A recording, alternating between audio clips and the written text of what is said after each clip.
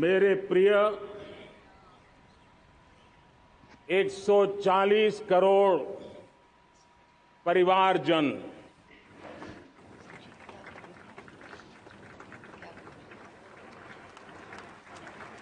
दुनिया का सबसे बड़ा लोकतंत्र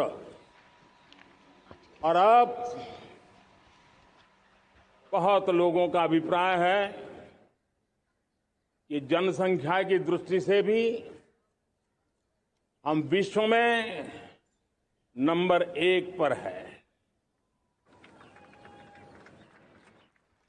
इतना बड़ा विशाल देश, 140 करोड़ देश कि मेरे भाई बहन, मेरे परिवारजन आज आजादी का पर्व मना रहे हैं। मैं देश के कोटि कोटि जनों को, देश और दुनिया में भारत को प्यार करने वाले, भारत का सम्मान करने वाले, भारत का गौरव करने वाले कोटि कोटि जनों को आजादी के इस महान पवित्र पर्व की अनेक अनेक शुभकामनाएं देता हूं। मेरे प्यारे परिवारजन, पूज्य बापू के नेतृत्व में असहयोग का आंदोलन, सत्याग्रह की मूवमेंट और भगत सिंह, सुखदेव, राजगुरु जैसे अनगिनत वीरों का बलिदान, उस पीढ़ी में शायद ही कोई व्यक्ति होगा जिसने देश की आजादी में अपना योगदान न दिया हो। मैं आज देश की आजादी के जंग में जिन जिन ने योगदान दिया है, बलिदान दिए हैं, त्याग किया है, तपस्या की है, उन सबको आदरपूर्वक नमन करता हूं, उनका अभिनंदन करता हूं। आज 15 अगस्त महान क्रांतिकारी और अध्यात्म जीवन के ऋषितुल्य प्रणेता श्री अरबिंदो की 150वीं जयंती पूर्ण हो रही है। ये वर्ष स्वामी दयानंद सरस्वती के 150वीं जयंती का वर्ष है। ये वर्ष रानी दुर्गावती के 500वीं जन्मशती का बहुत ही पवित्र अवसर है, जो पूरा देश बड़े धामधूम से मनाने वाला है। ये वर्ष मीराबाई, भक्ति योग की सिरमौर मीराबाई के 525 वर्ष का भी ये पावन पर्व है। ये बार जो 26 जनवरी हम मनाएंगे वो हमारे गणतंत्र दिवस की 75वीं वर्षगांठ होगी।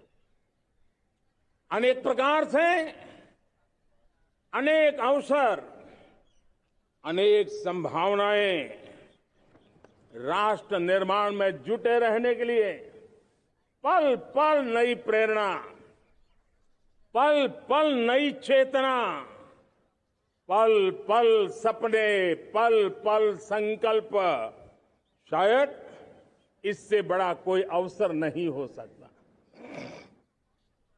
मेरे प्यारे परिवारजन, इस बार प्राकृतिक आपदा ने देश के अनेक हिस्सों में अकल्पनीय संकट पैदा किए। जिन परिवारों ने इस संकट में सहन किया है, मैं उन सभी परिवारजनों के प्रति अपनी संवेदना प्रकट करता हूं और राज्य और केंद्र सरकार मिलकर के उन सभी संकटों से जल्दी से मुक्त होकर के फिर तेज गति से आगे बढ़ेंगे, ये मैं विश्वास दिलाता हूं। मेरे प्यारे परिवारजनों, पिछले कुछ सप्ताह नॉर्थ ईस्ट में, विशेषकर मणिपुर में और हिंदुस्तान के भी अन्य कुछ भागों में, लेकिन विशेषकर मणिपुर में जो हिंसा का दौर चला, कई लोगों को अपना जीवन खोना पड़ा, मां बेटियों के सम्मान के साथ खिलवाड़ हुआ। लेकिन कुछ दिनों से लगातार शांति की खबरें आ रही हैं। देश मणिपुर के लोगों के साथ है। देश मणिपुर के लोगों को पिछले कुछ दिनों से जो शांति बनाए रखी है, उस शांति के पर्व को आगे बढ़ाएं और शांति से ही समाधान का रास्ता निकलेगा। और राज्य और केंद्र सरकार मिलकर के उन समस्याओं के समाधान के लिए भरपूर प्रयास कर रही है, करती रहेगी। मेरे प्यारे परिवारजनों, जब हम इतिहास की तरफ नजर करते हैं तो इतिहास में कुछ पल ऐसे आते हैं जो अपनी अमिट छाप छोड़ करके जाते हैं और उसका प्रभाव सदियों तक रहता है। और कभी कभी शुरुआत में वो बहुत छोटा लगता है, छोटी सी घटना लगती है, लेकिन वो अनेक समस्याओं की जड़ बन जाती है। हमें याद है 1000-1200 साल पहले इस देश पर आक्रमण हुआ। एक छोटे से राज्य के छोटे से राजा का पराजय हुआ, लेकिन तब पता तक नहीं था कि एक घटना भारत को 1000 साल की गुलामी में फंसा देगी। और हम गुलामी में जकड़ते गए, जो आया लूटता गया, जो जिसका मन चाहा हम पे आके सवार हो गया। कैसा विपरीत काल रहा होगा वो 1000 साल का।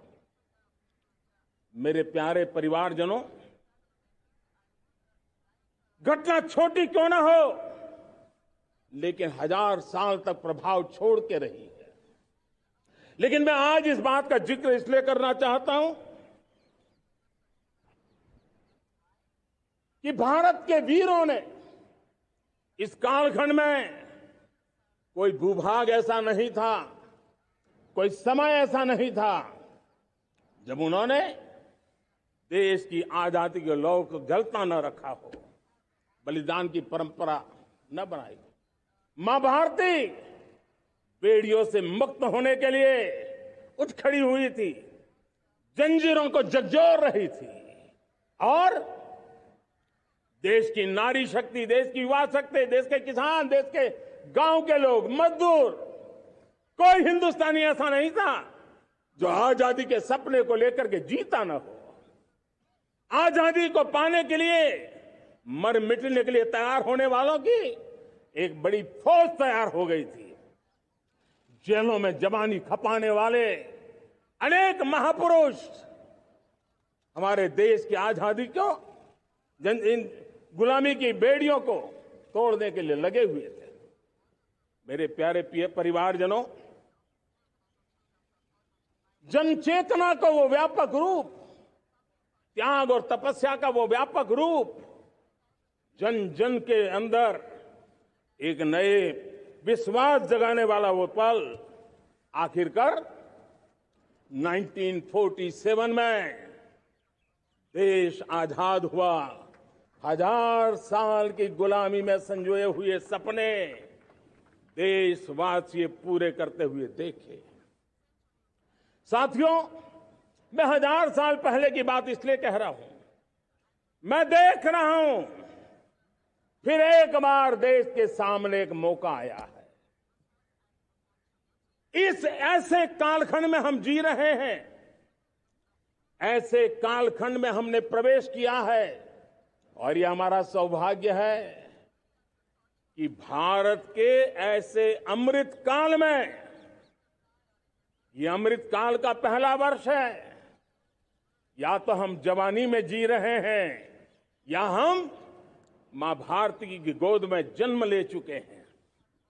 और ये कालखंड, मेरे शब्द लिख करके रखिए मेरे प्यारे परिवारजनों, इस कालखंड में जो हम करेंगे, जो कदम उठाएंगे, जितना त्याग करेंगे, तपस्या करेंगे, सर्वजन हिताय सर्वजन सुखाय, एक के बाद एक फैसले लेंगे, आने वाले 1000 साल का देश का स्वर्णिम इतिहास उससे अंकुरित होने वाला है।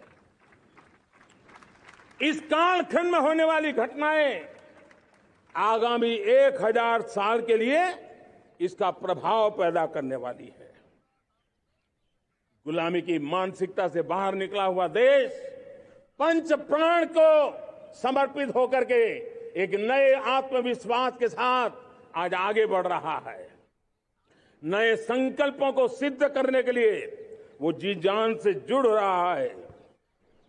मेरी भारत माता, जो कभी ऊर्जा का सामर्थ्य था लेकिन राख के ढेर में दबी पड़ी थी, वो भारत मां 140 करोड़ देशवासियों के पुरुषार्थ है। उनकी चेतना से, उनकी ऊर्जा से फिर एक बार जागृत हो चुकी है। मां भारती जागृत हो चुकी है। और मैं साफ देख रहा हूं दोस्तों, यही कालखंड है। पिछले 9-10 साल हमने अनुभव किया है, विश्व भर में भारत की चेतना के प्रति, भारत के सामर्थ्य प्रति एक नया आकर्षण, नया विश्वास, नई आशा पैदा हुई है। और ये प्रकाश पुंज जो भारत से उठा है, वो विश्व को उसमें अपने लिए ज्योति नजर आ रही है। विश्व को एक नया विश्वास पैदा हो रहा है। हमारा सौभाग्य है, कुछ ऐसी चीजें हमारे पास हैं जो हमारे पूर्वजों ने हमें विरासत में दी है और वर्तमान कालखंड ने गढ़ी है। आज हमारे पास डेमोग्राफी है, आज हमारे पास डेमोक्रेसी है, आज हमारे पास डायवर्सिटी है। डेमोग्राफी, डेमोक्रेसी और डायवर्सिटी की ये त्रिवेणी भारत के हर सपने को साकार करने का सामर्थ्य रखती। आज पूरे विश्व में वहां देशों की उम्र ढल रही है, ढलाव पर है, तब भारत युवान की तरफ ऊर्जावान होकर के बढ़ रहा है। कितने बड़े गौरव का कालखंड है कि आज 30 साल की कम आयु की जनसंख्या दुनिया में सर्वाधिक कहीं है तो ये मेरे भारत मां की गोद में है, ये मेरे देश में है। और 30 साल से कम उम्र की नौजवान हो मेरे देश के पास हो, कोटि कोटि भुजाएं हो, कोटि कोटि मस्तिष्क हो, कोटि कोटि सपने, कोटि कोटि संकल्प हो, तो भाइयों बहनों, मेरे प्रिय परिवारजनों, हम इच्छित परिणाम प्राप्त करके रह सकते हैं। मेरे प्यारे परिवारजनों, देश का भाग्य ऐसी घटनाएं बदल देती है, यह सामर्थ्य देश के भाग्य को बदल देता है। भारत 1000 साल की गुलामी और आने वाले 1000 साल के भव्य भारत के बीच में पड़ाव पर हम खड़े हैं, एक ऐसी संधि पर खड़े हैं। और इसलिए अब हमें न रुकना है, न दुविधा में जीना है। मेरे प्यारे प्रिय परिवारजनों, हमें खोई हुई उस विरासत का गर्व करते हुए, खोई हुई समृद्धि को प्राप्त करते हुए, हमें फिर एक बार, और ये बात मान के चले, हम जो भी करेंगे, हम जो भी कदम उठाएंगे, हम जो भी फैसला लेंगे, वो अगले 1000 साल तक अपनी दिशा निर्धारित करने वाला है, भारत के भाग्य को लिखने वाला है। मैं आज मेरे देश के नौजवानों को, मेरे देश की बेटे बेटियों को ये जरूर कहना चाहूंगा, जो सौभाग्य आज मेरे युवाओं को मिला है, ऐसा सौभाग्य शायद ही किसी के नसीब होता है जो आपके नसीब हुआ है। और इसलिए हमें ये गंवाना नहीं है। युवा शक्ति पर मेरा भरोसा है, युवा शक्ति में सामर्थ्य है, और हमारी नीतियां, हमारी रीतियां भी उस युवा सामर्थ्य को और बल देने के लिए है। आज मेरे युवाओं ने दुनिया में पहले 3 स्टार्टअप इकोसिस्टम में भारत को स्थान दिला दिया है। विश्व के युवाओं को अचंभा हो रहा है भारत के इस सामर्थ्य को लेकर के, भारत की इस ताकत को देख करके। आज दुनिया टेक्नोलॉजी ड्रिवन है और आने वाला युग टेक्नोलॉजी से प्रभावित रहने वाला है, और तब टेक्नोलॉजी में भारत की जो टैलेंट है उसकी एक नई भूमिका रहने वाली है। साथियों, मैं पिछले दिनों G20 समिट में बाली गया था, और बाली में दुनिया के समृद्ध देश, दुनिया के विकसित देश भी, उनके मुखिया मुझे भारत की डिजिटल इंडिया की सफलता के लिए बारीकियों से जानने के लिए इच्छुक थे। हर कोई इसका सवाल पूछता था, और जब मैं उनको कहता था कि भारत ने जो कमाल किया है ना, वो दिल्ली, मुंबई, चेन्नई तक सीमित नहीं है। भारत ने जो कमाल कर रहा है, मेरे टियर 2, टियर 3 सिटी के युवा भी आज मेरे देश का भाग्य गढ़ रहे हैं। छोटे छोटे स्थान के मेरे नौजवान, और मैं आज बड़े विश्वास से कहता हूं, देश का ये जो सामर्थ्य नया नजर आ रहा है, और इसलिए मैं कहता हूं, हमारे छोटे शहर आकार और आबादी में छोटे हो सकते हैं। ये हमारे छोटे छोटे शहर, हमारे कस्बे आकार और आबादी में छोटे हो सकते हैं, लेकिन आशा और आकांक्षा, प्रयास और प्रभाव वो किसी से कम नहीं है। वो सामर्थ्य उनके अंदर है। नए ऐप्स, नए सॉल्यूशन, टेक्नोलॉजी डिवाइस।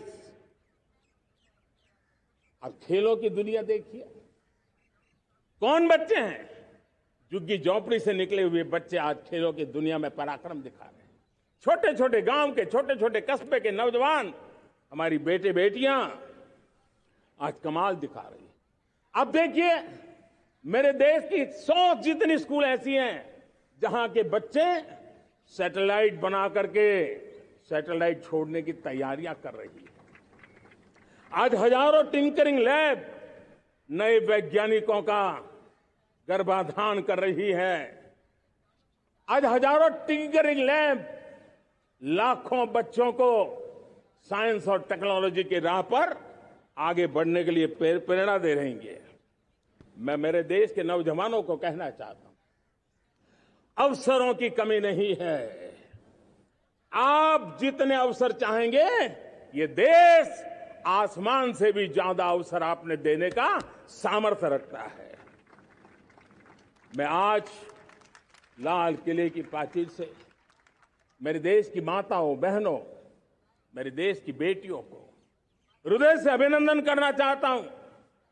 देश आज जब पहुंचा है, अब विशेष शक्ति जुड़ रही है मेरी माताओं बहनों के सामर्थ्य की। आज देश प्रगति की राह पर चल पड़ा है, तो मैं मेरे किसान भाई बहनों का भी अभिनंदन करना चाहता हूं। ये आप ही का पुरुषार्थ है, ये आप ही का परिश्रम है कि देश आज कृषि क्षेत्र में आगे बढ़ रहा है। मैं मेरे मजदूरों का, मेरे श्रमिकों का, मेरे प्रिय परिवारजन, ऐसे कोटि कोटि श्रमिकों को आज मैं नमन करता हूं, उनका अभिनंदन कर रहा हूं। देश आज जो आधुनिकता की ओर बढ़ रहा है, विश्व की तुलना करने वाले सामर्थ्य के साथ नजर आ रहा है, उसके पीछे मेरे देश के मजदूरों का, मेरे देश के श्रमिकों का बहुत बड़ा योगदान है। आज समय कहता है कि लाल किले की प्राचीर से मैं उनका अभिनंदन करूं, उनका अभिवादन करूं, और ये मेरे परिवारजन 140 करोड़ देशवासी, मेरे इन श्रमिकों का, रेहड़ी पटरी वालों का, फूल सब्जी बेचने वालों का हम सम्मान करते हैं। मेरे देश को आगे बढ़ाने में, मेरे देश को प्रगति की नई ऊंचाई पर ले जाने में प्रोफेशनल्स की बहुत बड़ी भूमिका है, बढ़ती रही है। चाहे साइंटिस्ट हो, चाहे इंजीनियर्स हो, डॉक्टर्स हो, नर्सेज हो, शिक्षक हो, आचार्य हो, यूनिवर्सिटीज हो, गुरुकुल हो, हर कोई मां भारती का भविष्य उज्जवल बनाने के लिए अपनी पूरी ताकत से लगा हुआ है। मेरे प्यारे परिवारजनों, राष्ट्रीय चेतना वो एक ऐसा शब्द है जो हमें चिंताओं से मुक्त कर रहा है, और आज वो राष्ट्रीय चेतना ये सिद्ध कर रही है कि भारत का सबसे बड़ा सामर्थ्य बना है भरोसा, भारत का सबसे बड़ा सामर्थ्य बना है विश्वास। जन जन में हमारा विश्वास, जन जन का सरकार पर विश्वास, जन जन का देश के उज्जवल भविष्य पर विश्वास, और विश्व का भी भारत के प्रति विश्वास। ये विश्वास हमारी नीतियों का है, हमारी रीति का है। भारत के उज्जवल भविष्य को जिस निर्धारित मजबूत कदमों से हम आगे बढ़ा रहे हैं, उसका है। भाइयों बहनों, मेरे प्यारे परिवारजनों, ये बात निश्चित है कि भारत का सामर्थ्य और भारत की संभावनाएं विश्वास की नई बुलंदियों को पार करने वाली है, और ये विश्वास की नई बुलंदियां नए सामर्थ्यों को लेकर के चलनी चाह रही है। आज देश में G20 समिट के मेहमान नवाजी का भारत को अवसर मिला है। अब पिछले एक साल से हिंदुस्तान के हर कोने में जिस प्रकार से G20 के अनेक ऐसे आयोजन हुए, अनेक कार्यक्रम हुए हैं, उसने देश के सामान्य मानवीय के सामर्थ्य को विश्व को परिचित करा दिया है, भारत की विविधता का परिचय कराया है, भारत की डायवर्सिटी को दुनिया अचंभे से देख रही है, और उसके कारण भारत के तरफ आकर्षण बढ़ा है, भारत को जानने की, समझने की इच्छा जगी है। उसी प्रकार से आप देखिए एक्सपोर्ट, आज भारत का एक्सपोर्ट के तेजी से बढ़ रहा है, और मैं कहना चाहता हूं दुनिया के एक्सपर्ट्स इन सारे मानदंडों के आधार पर कह रहे हैं कि अब भारत रुकने वाला नहीं है। दुनिया की कोई भी रेटिंग एजेंसी होगी वो भारत का गौरव कर रही है। कोरोना काल के बाद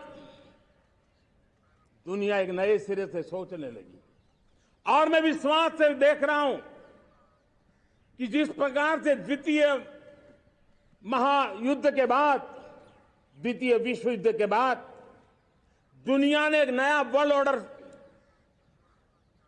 आकार लिया था, मैं साफ साफ देख रहा हूं कि कोरोना के बाद एक नया विश्व ऑर्डर, एक नया ग्लोबल ऑर्डर, एक नया जियोपॉलिटिकल इक्वेशन, ये बहुत तेजी से आगे बढ़ रहा है। जियोपॉलिटिकल इक्वेशन की सारे व्याख्याएं बदल रही है, परिभाषाएं बदल रही है, और मेरे प्यारे परिवारजनों, आप गौरव करेंगे।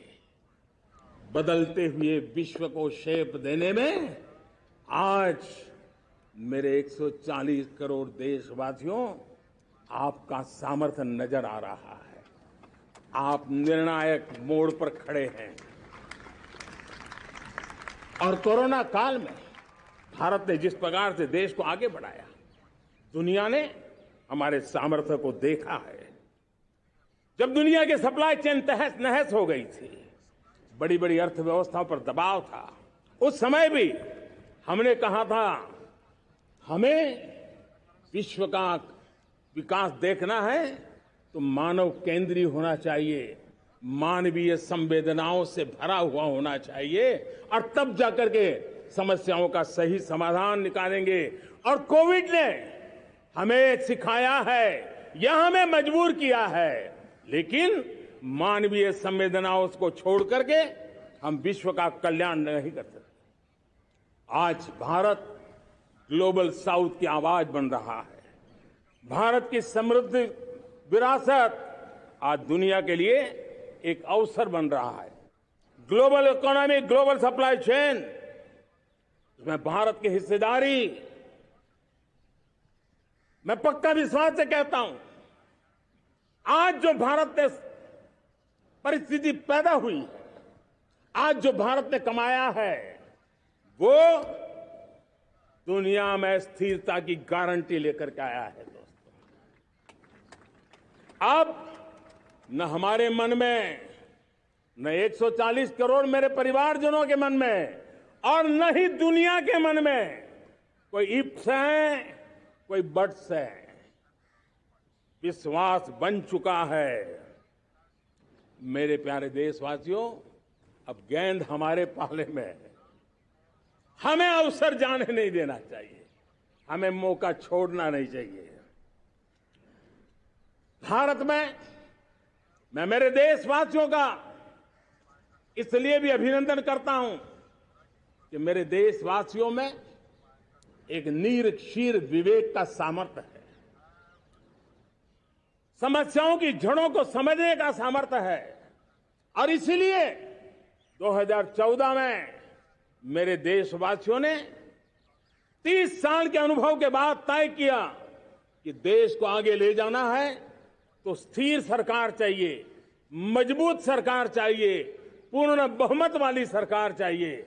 और देशवासियों ने एक मजबूत और स्थिर सरकार बनाई। और 3 दशकों के जो अनिश्चितता का कालखंड था, जो अस्थिरता का कालखंड था, जो राजनीतिक मजबूरियों से देश जकड़ा हुआ था, उससे मुक्ति मिली। मेरे प्यारे परिवारजनों, देश के पास आज एक ऐसी सरकार है, वो सर्वजन हिताय सर्वजन सुखाय, देश के संतुलित विकास के लिए समय का पल पल और जनता की पाई पाई, जनता की भलाई के लिए लगा रही है। और मेरी सरकार, मेरे देशवासियों का मन एक बात से जुड़ा हुआ है। हमारे हर निर्णय, हमारे हर दिशा, उसका एक ही मानदंड है, नेशन फर्स्ट, राष्ट्र प्रथम। और राष्ट्र प्रथम यही दूरगामी परिणाम, सकारात्मक परिणाम पैदा करने वाला है। देश में बड़े स्तर पर काम हो रहा है। और लेकिन मैं कहना चाहूंगा, 2014 में आपने एक मजबूत सरकार बनाई, और मैं कहता हूं 2014 में और 2019 में आपने एक सरकार फॉर्म की, तो मोदी में रिफॉर्म करने की हिम्मत आई। आपने ऐसी सरकार फॉर्म की कि मोदी को रिफॉर्म की हिम्मत आई। और जब मोदी ने एक के बाद एक रिफॉर्म किए, तो मेरे ब्यूरोक्रेसी के लोग, मेरे लाखों हाथ पैर जो हिंदुस्तान के कोने कोने में सरकार के हिस्से के रूप में काम कर रहे हैं, उन्होंने ब्यूरोक्रेसी ने ट्रांसफॉर्म करने के लिए, परफॉर्म करने की जिम्मेवारी बखूबी निभाई। और उन्होंने परफॉर्म करके दिखाया, और जनता जनार्दन जुड़ गई, तो वो ट्रांसफॉर्म होता भी नजर आ रहा है।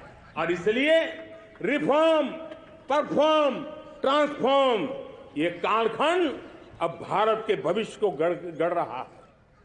और हमारी सोच देश की उस ताकतों को बढ़ावा देने पर है जो आने वाले 1000 साल की नींव को मजबूत करने वाले हैं। दुनिया को युवा शक्ति की जरूरत है, युवा स्किल की जरूरत है। हमने अलग स्किल मिनिस्ट्री बनाई, वो भारत की आवश्यकताओं को तो पूरी करेगी, वो दुनिया की आवश्यकताओं को पूरी करने का भी सामर्थ्य रखेगी। हमने जल शक्ति मंत्रालय बनाया। मंत्रालय की बनाने की रचना को भी अगर कोई एनालिसिस करेगा ना, तो इस सरकार के मन मस्तिष्क को बड़े अच्छे ढंग से आप समझ पाएंगे। हमने जल शक्ति मंत्रालय बनाया। ये जल शक्ति मंत्रालय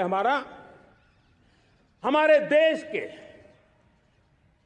एक एक देशवासियों को पीने का शुद्ध पानी पहुंचे, पर्यावरण की रक्षा के लिए पानी के प्रति संवेदनशील व्यवस्थाएं विकसित हो, उस पर हम बल रहे हैं। हमारे देश में कोरोना के बाद दुनिया देख रही है होलिस्टिक हेल्थ केयर, ये समय की मांग है। हमने अलग आयुष मंत्रालय बनाया और योग और आयुष आज दुनिया में अपना परचम लहरा रहे हैं। हमने दुनिया को हमारे कमिटमेंट के कारण विश्व का हमारे प्रति ध्यान गया है। अगर हम ही हमारे इस सामर्थ्य को नकार देंगे तो फिर दुनिया कैसे स्वीकार करेगी। लेकिन जब मंत्रालय बना तो दुनिया को भी उसका मूल्य समझ में आया। मत्स्य पालन, हमारा इतना बड़ा समुद्री तट, हमारे कोटि कोटि मछुआरे भाई बहन, उनका कल्याण भी हमारे दिलों में है। और इसलिए हमने अलग से मत्स्य पालन को लेकर के, पशुपालन को लेकर के, डेयरी को लेकर के अलग मंत्रालय की रचना की, ताकि समाज के जिस वर्ग के लोग पीछे रह गए उनको हम साथ लें। देश में सरकारी अर्थव्यवस्था के हिस्से होते हैं, लेकिन समाज की अर्थव्यवस्था का एक बड़ा हिस्सा है कोऑपरेटिव मूवमेंट। उसको बल देने के लिए, उसको आधुनिकता लाने के लिए और देश के कोने कोने में लोकतंत्र की एक सबसे बड़ी इकाई को मजबूत करने के लिए हमने अलग कोऑपरेटिव मंत्रालय बनाया।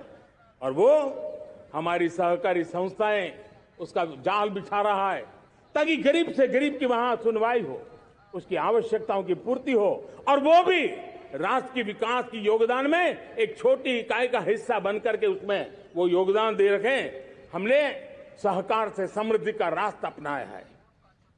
मेरे प्यारे परिवारजनों,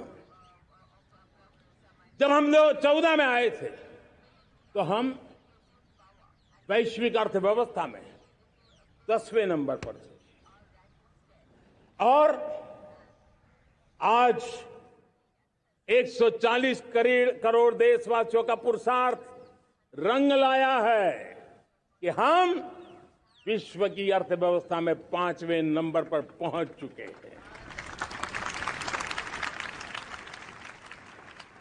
और ये ऐसे ही नहीं हुआ है। जो एक भ्रष्टाचार का राक्षस देश को दबोचे हुए थे, लाखों करोड़ के घोटाले अर्थव्यवस्था को डामाडोल कर रहे थे, गवर्नेंस फ्रेजाइल फाइल में देश की पहचान होने लगी थी, लीकेजेस को हमने बंद किया, मजबूत अर्थव्यवस्था बनाई, हमने गरीब कल्याण के लिए ज्यादा से ज्यादा धन खर्चने का प्रयास किया। और आज मैं देशवासियों को बताना चाहता हूं कि जब देश आर्थिक रूप से समृद्ध होता है तो सिर्फ तिजोरी नहीं भरती है, देश का सामर्थ्य बढ़ता है, देशवासियों का सामर्थ्य बढ़ता है। और तिजोरी का पाई पाई अगर ईमानदारी से जनता जनार्दन के लिए खर्च करने का संकल्प लेने वाली सरकार हो तो परिणाम के साथ है। मैं 10 साल का हिसाब तिरंगे की साक्षी में लाल किले की प्राचीर से मेरे देशवासियों को दे रहा हूं। आंकड़े देख करके आपको लगेगा इतना बड़ा बदलाव, इतना बड़ा सामर्थ्य। 10 साल पहले राज्यों को 30 लाख करोड़ रुपए भारत सरकार की तरफ से जाते थे। पिछले 9 साल में यह आंकड़ा 100 लाख करोड़ पर पहुंचा है। पहले स्थानीय निकाय के विकास के लिए भारत सरकार के खजाने से 70,000 करोड़ रुपया जाता था, आज वो 3 लाख करोड़ से भी ज्यादा जा रहा है। पहले गरीबों के घर बनाने के लिए 90,000 करोड़ रुपया खर्च होता था। आज वो 4 गुना होकर के 4 लाख करोड़ से भी ज्यादा खर्च गरीबों के घर बनाने के लिए हो रहा है। पहले गरीबों को यूरिया सस्ता मिले, जो यूरिया की बैग दुनिया के कुछ बाजारों में 3,000 में बिकती है, वो यूरिया की बैग मेरे किसानों को 300 में मिले। और इसलिए देश की सरकार 10 लाख करोड़ रुपया मेरे किसानों की यूरिया में सब्सिडी दे रहा है। मुद्रा योजना 20 लाख करोड़ रुपए, उससे भी ज्यादा मेरे देश के नौजवानों को स्वरोजगार के लिए, अपने व्यवसाय के लिए, अपने कारोबार के लिए दिए हैं। 8 करोड़ लोगों ने नया कारोबार शुरू किया है। और 8 करोड़ लोगों ने कारोबार शुरू किया है ऐसा नहीं, हर कारोबारी ने एक या दो लोगों को रोजगार दिया है। 8 से 10 करोड़ नए लोगों को रोजगार देने का सामर्थ्य ये मुद्रा योजना से लाभ लेने वाले 8 करोड़ नागरिकों को करा है। एमएसएमईज को करीब 3.5 लाख करोड़ रुपए की मदद से कोरोना के संकट में भी उनको डूबने नहीं दिया, मरने नहीं दिया, उनको एक ताकत दी है। 1 रैंक 1 पेंशन मेरे देश के सेना के जवानों का एक सम्मान का विषय था। 70,000 करोड़ रुपया भारत की तिजोरी से आज पहुंचा है, मेरे निवृत्त सेना के नायकों के जेब में, उनके परिवार में पहुंचा है। सभी कैटेगरी में, मैंने तो कुछ ही गिनाए, मैं ज्यादा समय लेना नहीं चाहता। हर कैटेगरी में पहले की तुलना में अनेक गुना धन देश के विकास के लिए, कोने कोने में रोजगार पैदा करने के लिए, पाई पाई का उपयोग भारत का भाग्य बदलने के लिए हो, और इसलिए हमने काम किया है। और मेरे प्यारे प्रियजनों, इतना ही नहीं, हमने इन सारे प्रयासों का परिणाम है कि आज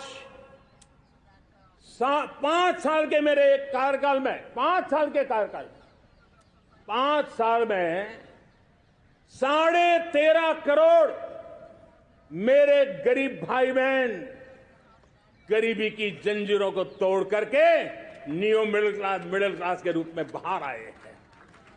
जीवन का इससे बड़ा कोई संतोष नहीं होता।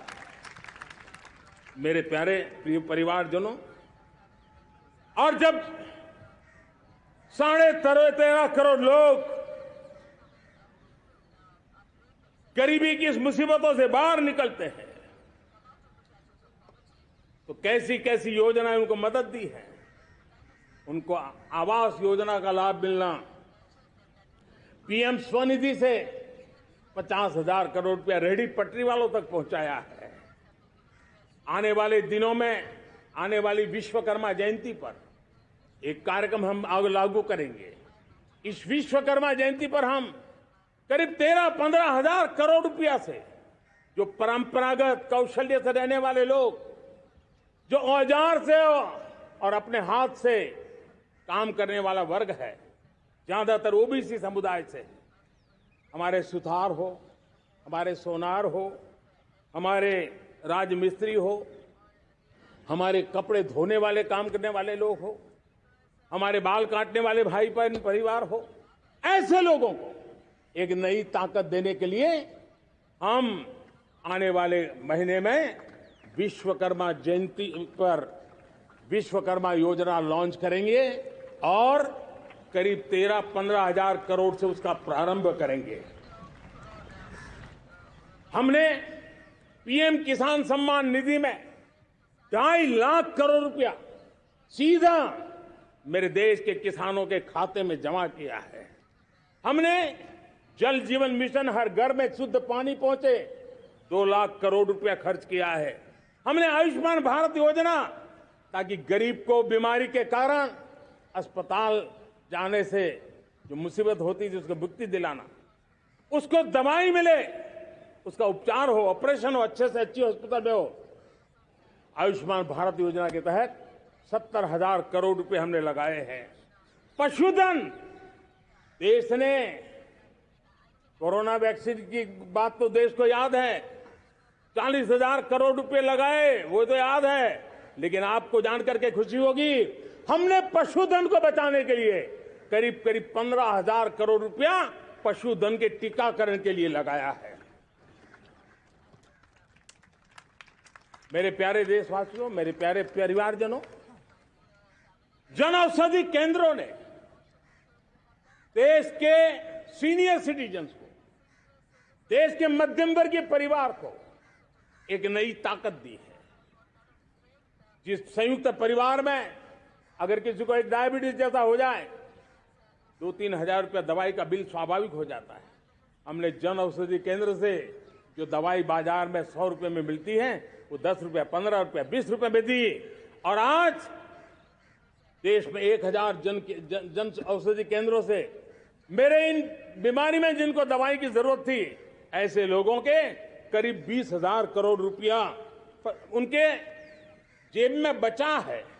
और ये ज्यादातर मध्यम वर्ग के परिवार के लोग हैं। लेकिन आज उसकी सफलता को देखते हुए मैं देशवासियों को कहना चाहता हूं, जैसे हम एक विश्वकर्मा योजना लेकर के समाज के उस वर्ग को छूने वाले हैं, अब देश में 10,000 जन औषधि केंद्र से हम 25,000 जन औषधि केंद्र का लक्ष्य लेकर के आने वाले दिनों में काम करने वाले हैं। मेरे प्यारे परिवारजनों, जब देश में गरीबी कम होती है तो देश की मध्यम वर्ग की ताकत बहुत बढ़ती है। और अगर दुनिया में, और मैं आपको विश्वास दिलाता हूं, आने वाले 5 साल में मोदी का गारंटी है, देश पहले 3 वैश्विक इकोनॉमी में अपना जगह ले लेगा। ये पक्का जगह ले लेगा। आज जो 13.5 करोड़ गरीबी से बाहर हुए आए हुए लोग हैं, वो एक प्रकार से मध्यम वर्ग की ताकत बन जाते हैं। जब गरीब की खरीद शक्ति बढ़ती है तो मध्यम वर्ग की व्यापार शक्ति बढ़ती है। जब गांव की खरीद शक्ति बढ़ती है तब कस्बे और शहर की आर्थिक व्यवस्था और तेज गति से दौड़ती है। और यही इंटरकनेक्टेड हमारा अर्थचक्र होता है। हम उसको बल लेकर के आगे चलना चाहते हैं। मेरे प्यारे परिवारजनों, शहर के अंदर जो कमजोर लोग रहते हैं, बिना घर को मुसीबत रहती है, मध्यम वर्ग के परिवार अपना खुद का घर का सपना देख रहे हैं, हम उसके लिए भी आने वाले कुछ सालों के लिए एक योजना लेकर के आ रहे हैं। और जिसमें ऐसे मेरे परिवारजन जो शहरों में अपना घर, शहरों में रहते हैं लेकिन किराए के मकान पे रहते हैं, झुग्गी झोपड़ी में रहते हैं, चाल में रहते हैं, अनऑथराइज कॉलोनीज में रहते हैं, ऐसे मेरे परिवारजन अगर अपना मकान बनाना चाहते हैं तो बैंक से जो लोन मिलेगा उसके ब्याज के अंदर राहत देकर के लाखों रुपयों की मदद करने का हमने निर्णय किया है। मेरे मध्यम वर्ग के परिवार को जब 2 लाख से 7 लाख इनकम टैक्स की सीमा बढ़ जाती है तो सबसे बड़ा लाभ सैलरी क्लास को होता है, मेरे मध्यम वर्ग को होता है। इंटरनेट का डेटा बहुत महंगा था 2014 के पहले, आज दुनिया का सबसे सस्ता इंटरनेट का डेटा का खर्चा हो रहा है। हर परिवार के पैसे बच रहे हैं। मेरे प्यारे परिवारजनों, विश्व कोरोना के बाद अभी तक उभर नहीं पाया है। युद्ध ने फिर एक नई मुसीबत पैदा की है। आज दुनिया महंगाई के संकट से जूझ रही है। पूरी दुनिया की अर्थव्यवस्था को महंगाई ने दबोच के रखा है। हम भी दुनिया से जिन सामान की जरूरत होती है लाते हैं, तो हमें सामान तो इंपोर्ट करते हैं। हमारा दुर्भाग्य है कि हमें महंगाई भी इंपोर्ट करनी पड़ती है, क्योंकि पूरी दुनिया को महंगाई ने जकड़ के रखा है। लेकिन मेरे प्यारे परिवारजनों, भारत ने महंगाई को नियंत्रित रखने के लिए भरसक प्रयास किए हैं। पिछले कालखंड की तुलना में हमें कुछ सफलता भी मिली है, लेकिन इतने से संतोष नहीं मान सकते। दुनिया से हमारी चीजें अच्छी है, इतने बात से हम सोच नहीं सकते। मुझे तो मेरे देशवासियों को महंगाई की बोझ कम से कम हो, इस दिशा में और भी कदम उठाने हैं और हम उस कदम को उठा के रहेंगे। मेरा प्रयास निरंतर जारी रहेगा। मेरे प्यारे परिवारजनों, आज देश अनेक क्षमताओं को लेकर के आगे बढ़ रहा है। देश आधुनिकता की तरफ आगे बढ़ने के लिए काम कर रहा है। आज देश रिन्यूएबल एनर्जी पे काम कर रहा है। आज देश ग्रीन हाइड्रोजन पे काम कर रहा है। देश की स्पेस पे क्षमता बढ़ रही है, तो देश की डीप सी मिशन में भी सफलता के साथ आगे चल रहा है। देश में रेल आधुनिक हो रही है, तो वंदे भारत बुलेट ट्रेन भी आज देश के अंदर काम कर रही है। गांव-गांव पक्की सड़कें बन रही है, तो इलेक्ट्रिक बसें, मेट्रो की रचना भी आज देश में हो रहे हैं। आज गांव-गांव तक इंटरनेट पहुंच रहा है, तो क्वांटम कंप्यूटर के लिए भी देश तय कर रहता है। नैनो यूरिया, नैनो डीएपी, उस पर काम हो रहा है, तो दूसरी तरफ जैविक खेती पर भी हम बल दे रहे हैं। आज किसान उत्पादक संघ एफपीओ का निर्माण हो रहा है, तो हम सेमीकंडक्टर का भी निर्माण करने के लिए चाह रहे हैं। हम दिव्यांगजनों के लिए एक सुगम भारत के निर्माण के लिए काम करते हैं, तो हम पैरालंपिक में भी हिंदुस्तान का तिरंगा झंडा गाड़ने के लिए मेरे दिव्यांगजनों को सामर्थ्यवान बना रहे हैं। हम खिलाड़ियों को स्पेशल ट्रेनिंग दे रहे हैं।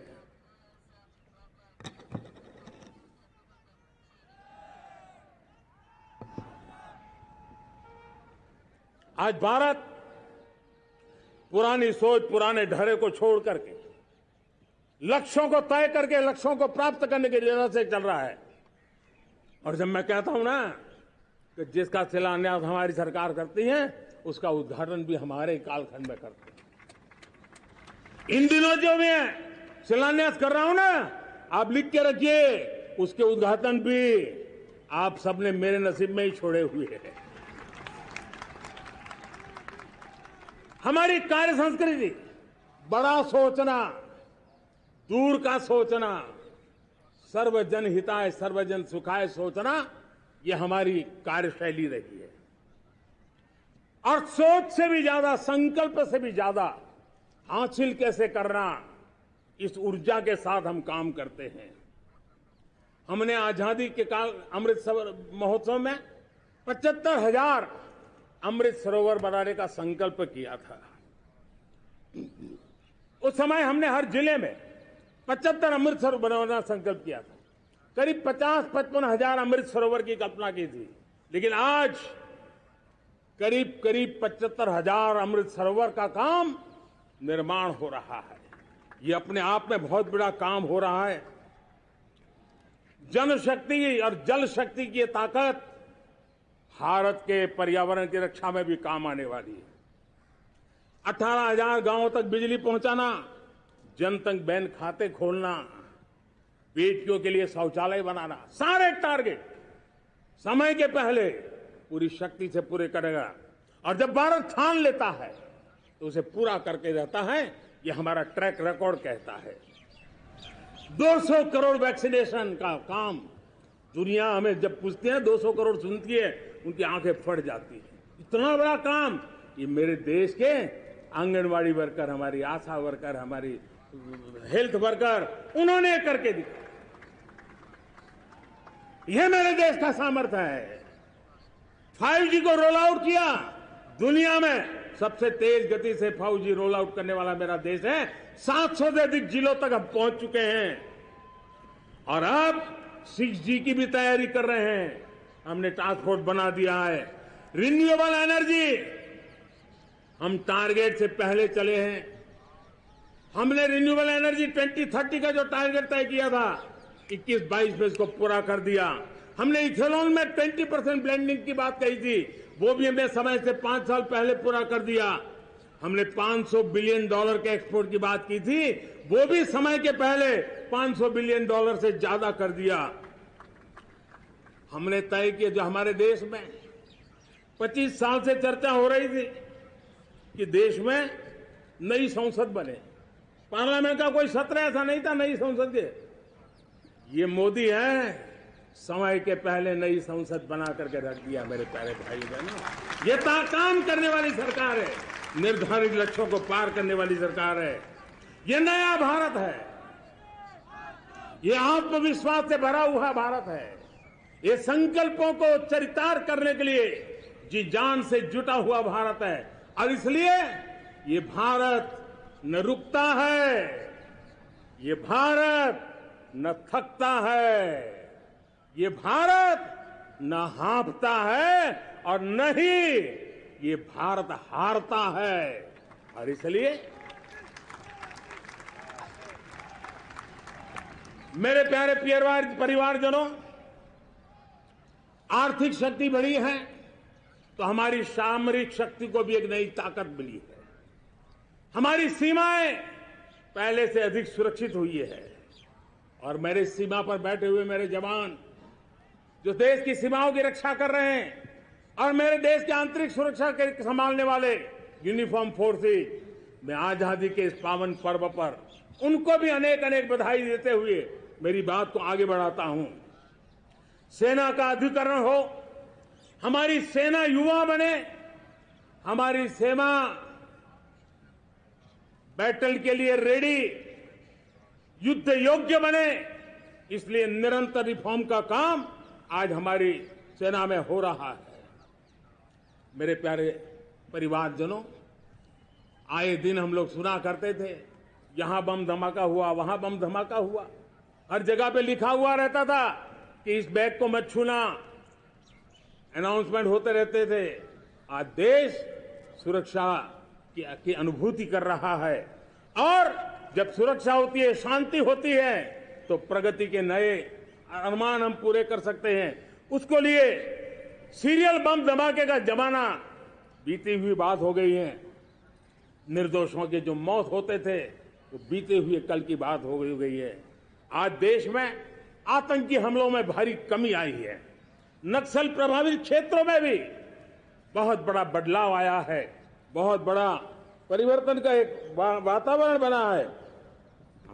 मेरे प्यारे परिवारजनों, प्रगति के हर चीज में, लेकिन जब 2047 हम एक विकसित भारत का सपना लेकर के चल रहे हैं तब, और वो सपना नहीं, 140 करोड़ देशवासियों का संकल्प है और उस संकल्प को सिद्ध करने के लिए परिश्रम की पराकाष्ठा भी है। और उसकी सबसे बड़ी ताकत होती है वो राष्ट्रीय चरित्र होता है। दुनिया में जिन जिन देशों ने प्रगति की है, दुनिया में जो जो देश संकटों से वो पार करके निकले हैं, उसमें हर चीज के साथ साथ एक महत्वपूर्ण कैटलिक एजेंट रहा है, वो राष्ट्रीय चरित्र रहा है। और हमें राष्ट्रीय चरित्र के लिए और बल देते हुए हमें आगे बढ़ना होगा। हमारा देश, हमारा राष्ट्रीय चरित्र ओजस्वी हो, तेजस्वी हो, पुरुषार्थी हो, पराक्रमी हो, प्रखर हो, ये हम सबका सामूहिक दायित्व है। और आने वाले 25 साल हम एक ही मंत्र को लेकर चले, ये हमारे राष्ट्रीय चरित्र के सिरमौर होना चाहिए।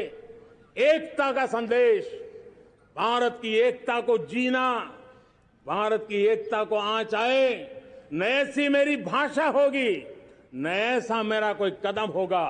हर पल देश को जोड़ने का प्रयास मेरी तरफ से भी होता रहेगा।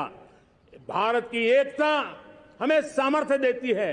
उत्तर हो, दक्षिण हो, पूरब हो, पश्चिम हो, गांव हो, शहर हो, पुरुष हो, नारी हो, हम सबने एकता के भाव के साथ और विविधता भरे देश में एकता का सामर्थ्य होता है। और दूसरी महत्व की बात मैं देख रहा हूं, अगर 2047 में हमें हमारे देश को विकसित भारत के रूप में देखना है तो हमें श्रेष्ठ भारत के मंत्र को जीना होगा, हमें चरितार्थ करना होगा। अब हमारे प्रोडक्शन में, मैंने 2014 में कहा था जीरो डिफेक्ट, जीरो इफेक्ट। दुनिया के किसी भी टेबल पर मेक इन इंडिया चीज हो तो दुनिया को विश्वास होना चाहिए, इससे बेहतर दुनिया में कुछ नहीं हो सकता है। ये अल्टीमेट होगा। हमारी हर चीज, हमारी सर्विसेज होगी तो श्रेष्ठ होगी, हमारे शब्द की ताकत होगी तो श्रेष्ठ होगी, हमारी संस्थाएं होगी तो श्रेष्ठ होगी, हमारी निर्णय प्रक्रियाएं होगी तो श्रेष्ठ होगी। ये श्रेष्ठता का भाव लेकर के हमें चलना होगा।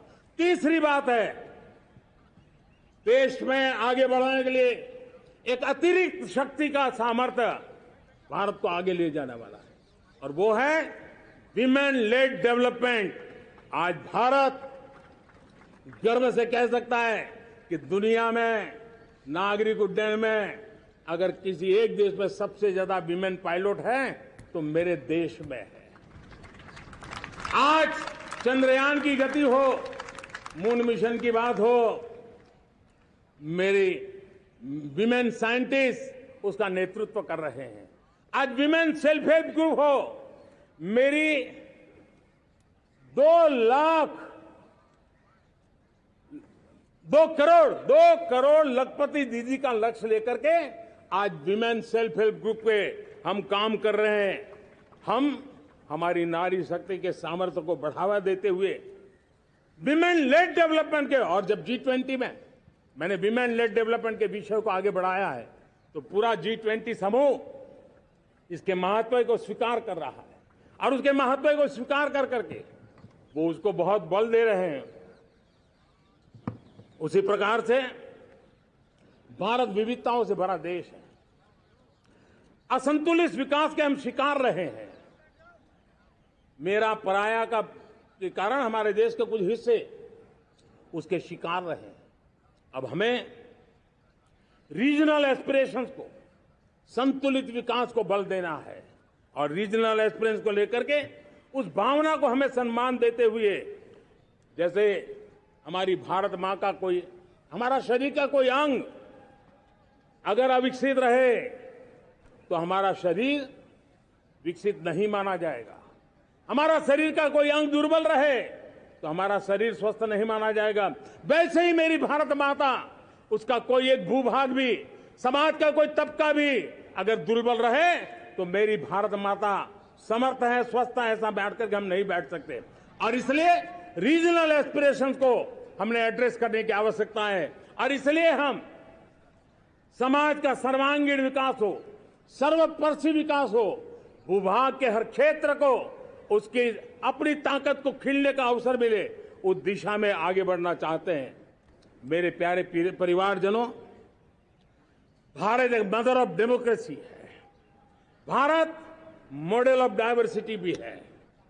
भाषाएं अनेक हैं, बोलियां अनेक हैं, परिधान अनेक हैं, विविधताएं बहुत है। हमने उन सारे लोगों को आधार पर आगे बढ़ना है।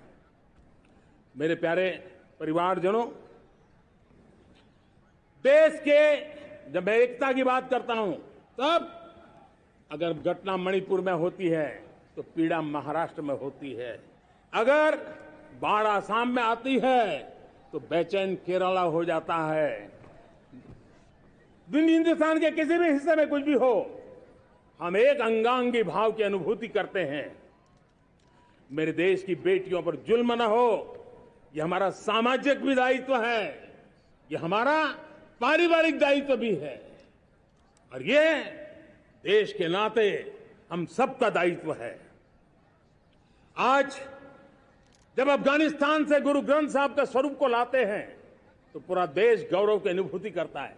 जब आज दुनिया के किसी देश में कोविड के काल में मेरा कोई सिख भाई लंगर लगाता है, भूखों को खिलाता है और दुनिया में वाहवाही होती है तो हिंदुस्तान का सीना चौड़ा हो जाता है।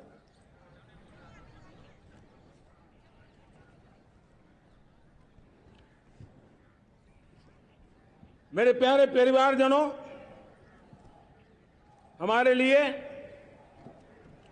जब नारी सम्मान की बात करते हैं, मुझे अभी एक देश में दौरा कर रहा था तो वहां एक बहुत ही सीनियर मिनिस्टर, उसने मुझे एक सवाल पूछा। उसने कहा, आपके यहां बेटियां साइंस और इंजीनियरिंग के विषयों की पढ़ाई करती हैं क्या? उसमें क्या था? मैंने उनको कहा, आज मेरे देश में लड़कों से ज्यादा बेटियां आज स्टेम यानी साइंस, टेक्नोलॉजी, इंजीनियरिंग और मैथ्स अधिकतम भाग मेरी बेटियां ले रही है। तो उनके लिए अचरज था। ये सामर्थ्य आज हमारे देश का देख रहा है। मेरे प्यारे परिवारजनों, आज 10 करोड़ महिलाएं विमेन सेल्फ हेल्प में जुड़ी हुई है।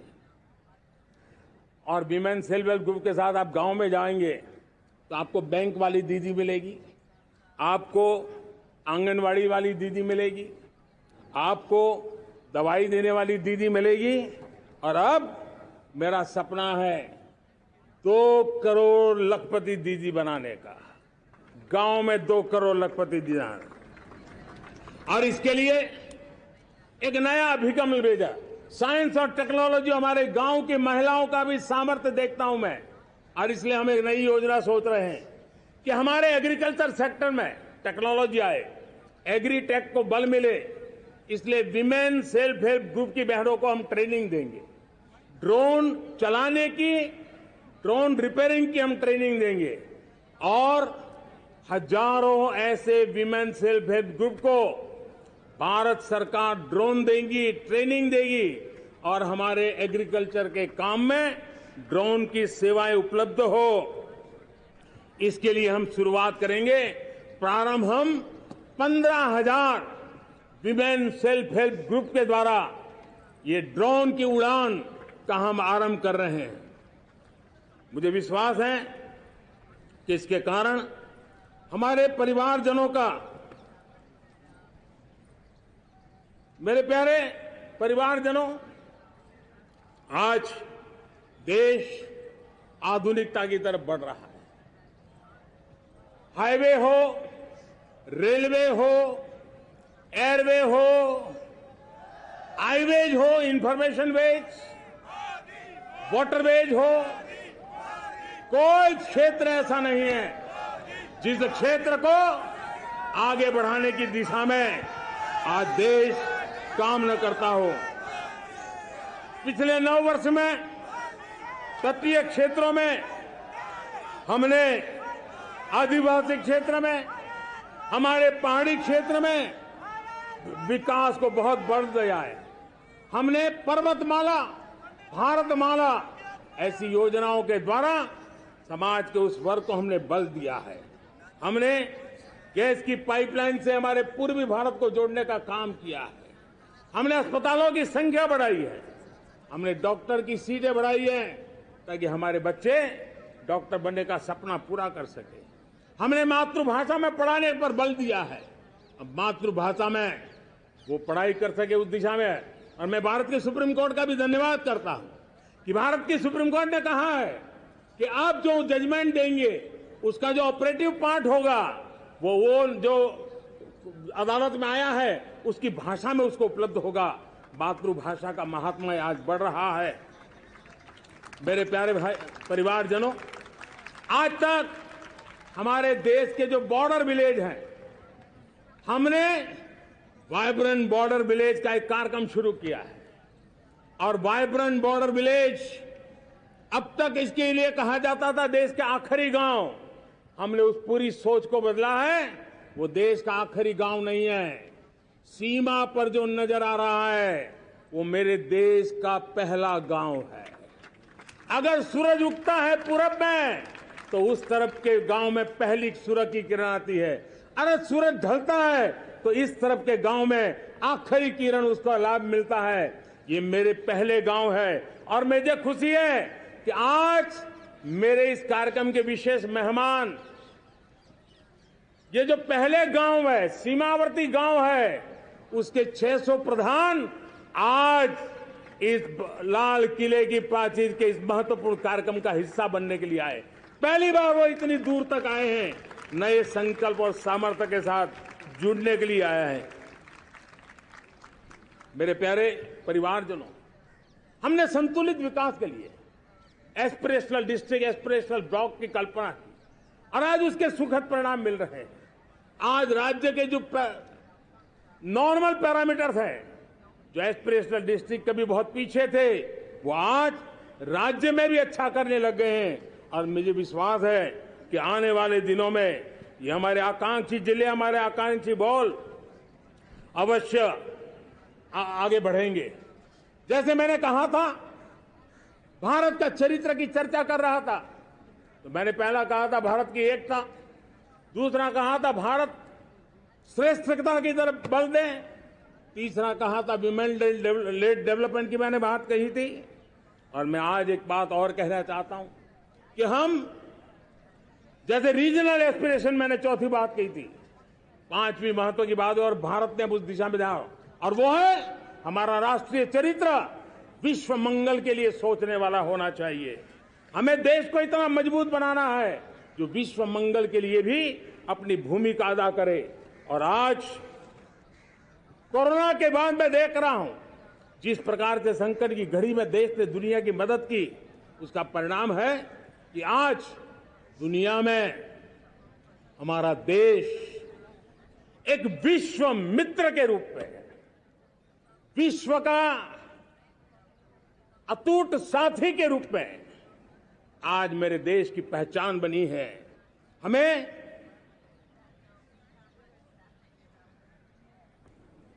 जब विश्व मंगल की बात करते हैं तब भारत का मूलभूत विचार है, उस विचार को हम आगे बढ़ाने लोग हैं। और मुझे खुशी है कि आज अमेरिकी संसद के भी कई चुने हुए गणमान्य प्रतिनिधि भी आज हमारे 15 अगस्त के इस अवसर में हमारे बीच में मौजूद है। भारत की सोच कैसी है, हम विश्व मंगल की बात को कैसे आगे बढ़ाते हैं। अब देखिए, हम जब सोचते हैं तो क्या कहते हैं, हमने दुनिया के सामने ये दर्शन रखा है और दुनिया उस दर्शन को लेकर के हमारे साथ जुड़ रही है। हमने कहा one sun, one world, one grid. Renewable energy के क्षेत्र में एक बहुत बड़ा हमारा स्टेटमेंट है, आज दुनिया उसको स्वीकार कर रही है। कोविड के बाद हमें दुनिया को कहा हमारा अप्रोच होना चाहिए वन अर्थ, वन हेल्थ। समस्याओं का समाधान तभी होगा जब मानव को, पशु को, पौधे को बीमारी के संबंध में समान रूप से एड्रेस किया जाएगा, तब जाकर के हम करेंगे। हमने G20 समिट के लिए दुनिया के सामने कहा है one world, one family, one future. इस सोच को लेकर के चल रहे हैं। हमने क्लाइमेट को लेकर के दुनिया जो संकट से जूझ रही है, हमने रास्ता दिखाया है, लाइफ मिशन लॉन्च किया है, लाइफस्टाइल फॉर एनवायरमेंट। हमने दुनिया के सामने इंटरनेशनल सोलर अलायंस बनाया और आज दुनिया के कई देश इंटरनेशनल सोलर अलायंस का हिस्सा बन रहे हैं।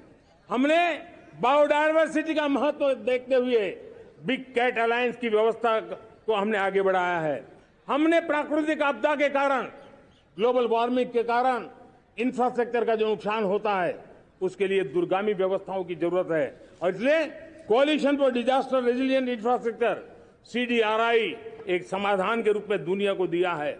विश्व आज समुद्रों को संघर्ष का केंद्र बना रहा है, तब हमने दुनिया को सागर का प्लेटफॉर्म दिया है जो वैश्विक समुद्री शांति की गारंटी बन सकता है।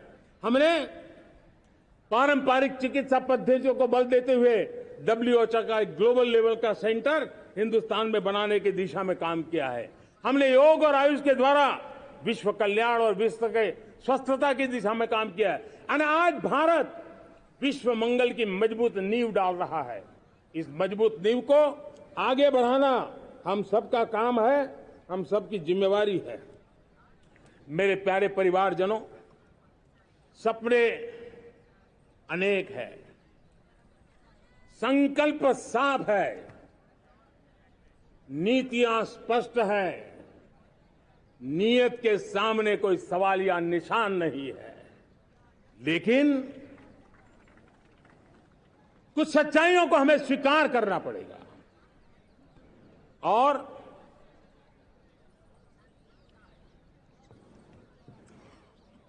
उसके समाधान के लिए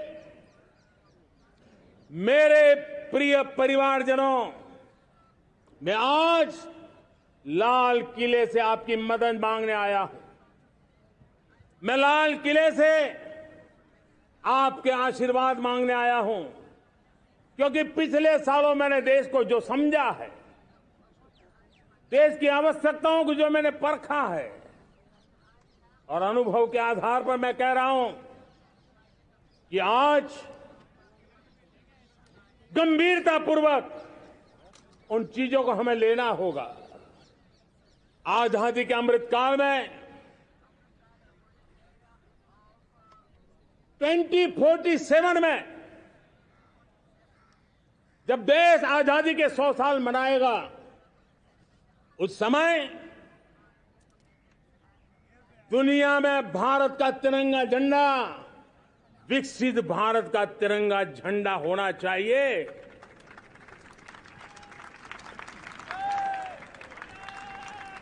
रत्ती भर भी हमें रुकना नहीं है, पीछे नहीं हटना है। और इसके लिए शुचिता, पारदर्शिता और निष्पक्षता, ये पहली मजबूती की जरूरत है। हमें उस मजबूती को जितना ज्यादा खाद पानी दे सकते हैं, संस्थाओं के माध्यम से दे सकते हैं, नागरिक के नाते दे सकते हैं, परिवार के नाते दे सकते हैं, ये हमारा सामूहिक दायित्व होना चाहिए। और इसलिए पिछले 75 साल का इतिहास देखिए, भारत के सामर्थ्य में कोई कमी नहीं थी। अरे जो देश कभी सोना की चिड़िया कहा जाता था, वो देश क्यों न फिर से उस सामर्थ्य को लेकर के खड़ा हो सकता है। मेरा अटूट विश्वास है साथियों, मेरे प्रिय परिवारजनों, मेरा अखंड अटूट एक निष्ठ विश्वास है कि 2047 में जब देश आजादी के 100 साल मनाएगा, मेरा देश विकसित भारत बन के रहेगा। और ये मैं मेरे देश के सामर्थ्य के आधार पर कह रहा हूं, मेरे उपलब्ध संसाधनों के आधार पर कह रहा हूं, और सबसे ज्यादा 30 से कम आयु वाली मेरी युवा शक्ति के भरोसे कह रहा हूं, मेरी माताओं बहनों के सामर्थ्य के भरोसे कह रहा हूं। लेकिन उसके सामने अगर कोई रुकावट है, कुछ विकृतियां पिछले 75 साल में ऐसे घर कर गई है, हमारी समाज व्यवस्था का ऐसा हिस्सा बन गई है कि कभी कभी तो हम आंख भी बंद कर देते हैं। अब आंख बंद करने का समय नहीं है। अगर सपनों को सिद्ध करना है, संकल्प को पार करना है, तो हमें ये आंख मिचौली बंद करके, आंख में आंख मिला करके 3 बुराइयों से लड़ना बहुत समय की मांग है। हमारे देश की सारी समस्याओं की जड़ में भ्रष्टाचार ने दिमक की तरह देश की सारी व्यवस्थाओं को, देश के सामर्थ्य को पूरी तरह नोच लिया है। भ्रष्टाचार से मुक्ति, भ्रष्टाचार के खिलाफ जंग हर इकाई में, हर क्षेत्र में। और मैं देशवासियों, मेरे प्रिय परिवारजनों, ये मोदी के जीवन का कमिटमेंट है, ये मेरे व्यक्तित्व का एक कमिटमेंट है कि मैं भ्रष्टाचार के खिलाफ लड़ाई लड़ता रहूंगा। दूसरा, हमारे देश को नोच लिया है परिवारवाद ने। इस परिवारवाद ने देश को जिस प्रकार से जकड़ के रखा है, उसने देश के लोगों का हक छीना है। और तीसरी बुराई तुष्टीकरण की है। ये तुष्टीकरण में भी देश के मूलभूत चिंतन को, देश के सर्व समावेशक हमारे राष्ट्रीय चरित्र को दाग लगा दिए, तहस नहस कर दिया है इन लोगों ने। और इसलिए मेरे प्यारे देशवासियों, इसलिए मेरे प्यारे परिवारजनों, हमें इन 3 बुराइयों के खिलाफ पूरे सामर्थ्य के साथ लड़ना है। भ्रष्टाचार, परिवारवाद, तुष्टीकरण, ये चुनौतियां हमारे, ये ऐसी चीजें पनपी है जो हमारे देश के लोगों का जो आकांक्षा है उसका दमन करती है। हमारे देश के कुछ लोगों के पास जो छोटा मोटा सामर्थ्य है उसका शोषण करती है। ये ऐसी चीजें हैं जो हमारे लोगों की आशा आकांक्षाओं को सवाल या निशान में गाड़ देती है। हमारे गरीब हो, हमारे दलित हो, हमारे पिछड़े हो, हमारे पसमानदा हो, हमारे आदिवासी भाई बहन हो, हमारी माताएं बहनें हो, हमने सबने उनके हकों के लिए इन 3 बुराइयों से मुक्ति पानी है। हमें भ्रष्टाचार के खिलाफ एक नफरत का माहौल बनाना है। जैसे गंदगी हमें नफरत पैदा करती है ना, मन में गंदगी पसंद नहीं है, ये सार्वजनिक जीवन की इससे बड़ी कोई गंदगी नहीं हो सकती। और इसलिए हमारे स्वच्छता अभियान को एक नया मोड़ ये भी देना है कि हमें भ्रष्टाचार से मुक्ति पानी है। सरकार टेक्नोलॉजी से भ्रष्टाचार की मुक्ति के लिए बहुत प्रयास कर रही है। आपको जानकर के हैरानी होगी, इस देश में पिछले 9 साल में एक काम मैंने ऐसे किया, आंकड़ा सुनोगे तो लोग कहेंगे मोदी ऐसा करता है, जैसे 10 करोड़ लोग करीब करीब जो गलत फायदा उठाते थे वो मैंने रोक दिया। तो आप में से कोई कहेगा आपने लोगों से अन्याय कर दिया। जी नहीं, ये 10 करोड़ कौन लोग थे? ये 10 करोड़ वो लोग थे जिनका जन्म ही नहीं हुआ था और उनके नाम पर उनके विडो हो जाते थे, वो वृद्ध हो जाते थे, वो दिव्यांग हो जाते थे, फायदे लिए जाते थे। 10 करोड़ ऐसे बेनामी जो चीजें चलती थी उसको रोकने का पवित्र काम, भ्रष्टाचारियों की संपत्ति जो हमने जब्त की है ना, वो पहले की तुलना में 20 गुना ज्यादा की है। मेरे प्यारे परिवारजनों, ये आपकी कमाई का पैसा लोग लेकर के भागे थे, 20 गुना ज्यादा संपत्ति को जब्त करने का। और इसलिए लोगों की मेरे प्रति नाराजगी होना बहुत स्वाभाविक है, लेकिन मुझे भ्रष्टाचार के खिलाफ की लड़ाई को आगे बढ़ाना है। हमारे सरकारी व्यवस्था ने पहले कैमरा के सामने तो कुछ हो जाता था, लेकिन बाद में चीजें अटक जाती थी। हमने पहले की तुलना में कई गुना ज्यादा अदालत में चार्जशीट की है और अब जमानतें भी नहीं मिलती हैं। वैसी पक्की व्यवस्था को लेकर के हम आगे बढ़ रहे हैं, क्योंकि हम ईमानदारी से भ्रष्टाचार के खिलाफ लड़ रहे हैं। आज परिवारवाद और तुष्टीकरण, इसने देश का बहुत बड़ा दुर्भाग्य किया है। अब लोकतंत्र में ये कैसे हो सकता है कि पॉलिटिकल पार्टी, और मैं विशेष बल दे रहा हूं पॉलिटिकल पार्टी, आज मेरे देश के लोकतंत्र में एक ऐसी विकृति आई है जो कभी भारत के लोकतंत्र को मजबूती नहीं दे सकती। और वो क्या है बीमारी? परिवारवादी पार्टियां। और उनका तो मंत्र क्या है? Party of the family, by the family and for the family.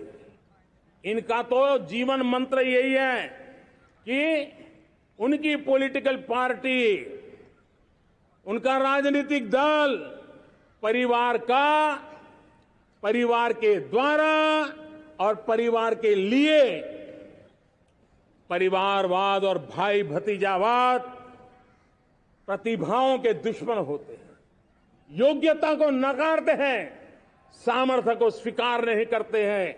और इसलिए परिवारवाद इस देश के लोकतंत्र की मजबूती के लिए उसकी मुक्ति जरूरी है। सर्वजन हिताय सर्वजन सुखाय, हर किसी को हक मिले इसलिए, और सामाजिक न्याय के लिए भी ये बहुत। उसी प्रकार से तुष्टीकरण ने सामाजिक न्याय का सबसे बड़ा नुकसान किया। अगर सामाजिक न्याय को तबाह किसने किया है तो ये तुष्टीकरण की सोच, तुष्टीकरण की राजनीति, तुष्टीकरण का सरकारी योजनाओं का तरीका, इसने सामाजिक न्याय को मौत के घाट उतार दिया है। और इसलिए हमें तुष्टीकरण, भ्रष्टाचार, ये विकास का सबसे बड़ा दुश्मन है। अगर देश विकास चाहता है, देश 2047 विकसित भारत का सपना का साकार करना चाहता है, तो हमारे लिए आवश्यक है कि हम किसी भी हालत में देश में भ्रष्टाचार को सहन नहीं करेंगे। इस मूड को लेकर के चलना चाहिए। मेरे प्यारे परिवारजनों, हम सबका एक बहुत बड़ा महत्वपूर्ण दायित्व है। आपने जिस प्रकार से जिंदगी जी है, हमारे आने वाली पीढ़ी को ऐसी जिंदगी जीने के लिए मजबूर करना, यह हमारा गुनाह है।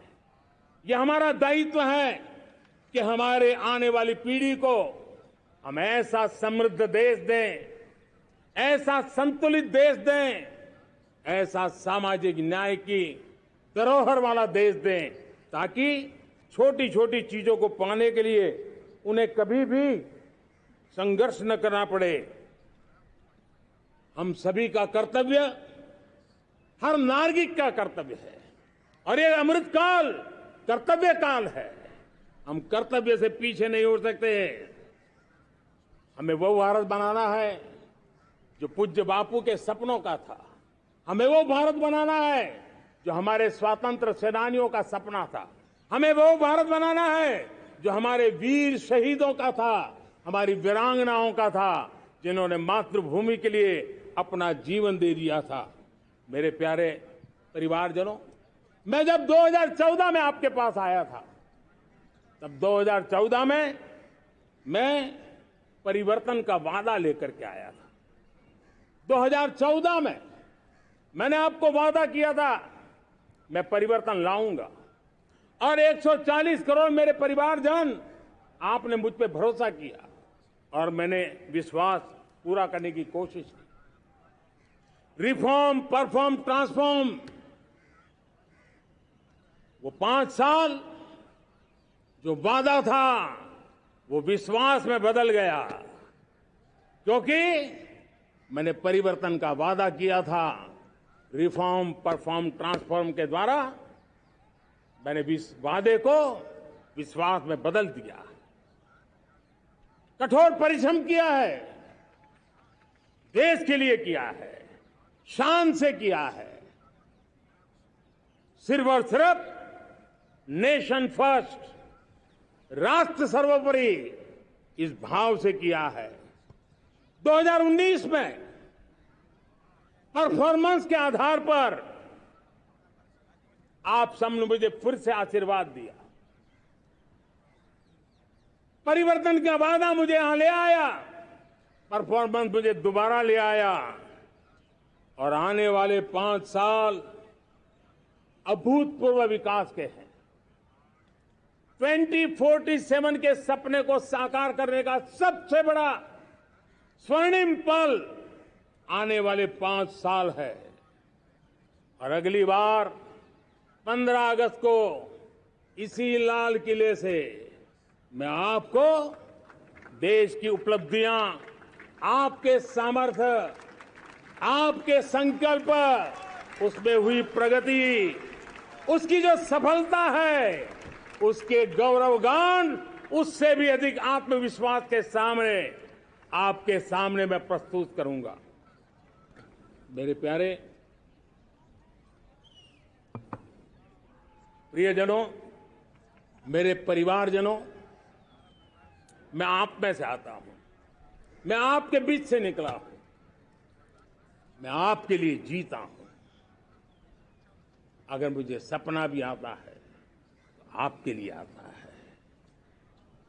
अगर मैं पसीना भी बहाता हूं तो आपके लिए बहाता हूं, क्योंकि इसलिए नहीं कि आपने मुझे दायित्व दिया है, मैं इसलिए कर रहा हूं कि आप मेरे परिवारजन हैं, और आपके परिवार के सदस्य के नाते मैं आपके किसी दुख को देख नहीं सकता हूं, मैं आपके सपनों को चूर चूर होते नहीं देख सकता हूं, मैं आपके संकल्प को सिद्धि तक ले जाने के लिए आपका एक साथी बन करके, आपका एक सेवक बन करके, आपके साथ जुड़े रहने का, आपके साथ जीने का, आपके लिए जूझने का मैं संकल्प लेकर के चला हुआ इंसान हूं। और मुझे विश्वास है, हमारे पूर्वजों ने आजादी के लिए जो जंग लड़ा था, जो सपने देखे थे, वो सपने हमारे साथ है। आजादी के जंग में जिन्होंने बलिदान दिया था, उनके आशीर्वाद हमारे साथ है और 140 करोड़ देशवासियों को एक ऐसा अवसर आया है। ये अवसर हमारे लिए एक बहुत बड़ा संबल लेकर के आया है और इसलिए मेरे प्यारे प्रियजनों, आज जब मैं अमृतकाल में आपके साथ बात कर रहा हूं, ये अमृतकाल का पहला वर्ष है। ये अमृतकाल के पहले वर्ष पर जब मैं आपसे बात कर रहा हूं तो मैं आपको पूरे विश्वास से कहना चाहता हूं, चलता चलाता काल चक्र, चलता चलाता काल चक्र, अमृत काल का भाल चक्र, चलता चलाता काल चक्र, अमृत काल का भाल चक्र, सबके सपने, सबके सपने, अपने सपने, सबके सपने, अपने सपने, पनपे सपने सारे, सबके सपने, अपने सपने, पनपे सपने सारे, धीर चले, वीर चले, धीर चले, वीर चले, चले युवा हमारे, धीर चले, वीर चले, चले युवा हमारे, नीति सही, नीति सही, रीति नहीं, नीति सही, रीति नहीं, गति सही, गति सही, राह नहीं, गति सही, राय नहीं। चुनो, चुनो चुनौती, चुनो चुनौती सीना तान, चुनो चुनौती सीना तान, जग में बढ़ाओ देश का नाम, चुनो चुनौती सीना तान, जग में बढ़ाओ देश का नाम। मेरे प्यारे परिवारजनों, हिंदुस्तान के कोने कोने में बैठे हुए मेरे परिवारजन, दुनिया के कोने कोने में जाकर के बसे हुए मेरे परिवारजन, आप सबको आजादी के पावन पर्व की फिर एक बार मैं बहुत बहुत शुभकामनाएं देता हूं। ये अमृतकाल हम सबके लिए कर्तव्य काल है। ये अमृतकाल हम सबको मां भारती के लिए कुछ कर गुजारने का काल है। आजादी का जब जंग चल रहा था 1947 के पहले जो पीढ़ी ने जन्म लिया था उन्हें देश के लिए मरने का मौका मिला था। वो देश के लिए मरने के लिए मौका नहीं छोड़ते थे, लेकिन हमारे नसीब में देश के लिए मरने का मौका नहीं है। लेकिन हमारे लिए देश के लिए जीने का ये इससे बड़ा कोई अवसर नहीं होता। हमें पल पल देश के लिए जीना है।